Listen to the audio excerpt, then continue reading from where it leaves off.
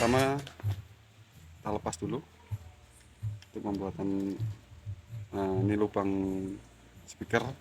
Oke, satu jadi. Kita lanjut nomor berikutnya.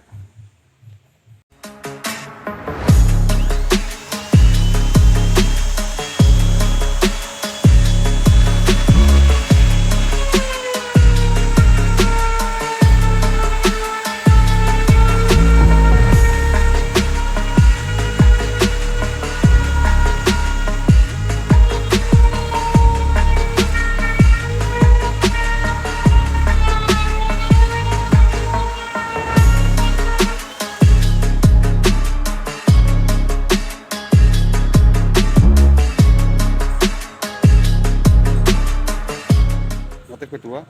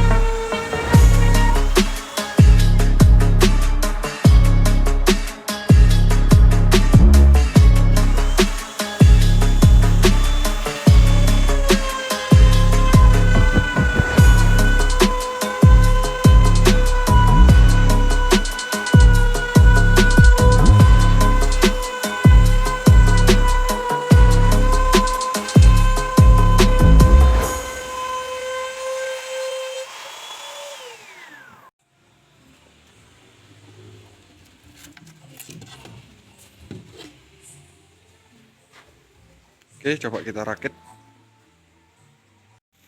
Oke, mungkin jadinya seperti ini ya, karena kita nggak paham untuk pembuatan speaker. Jadi mungkin yang biasa buat box speaker nanti ngerti ya. Oke.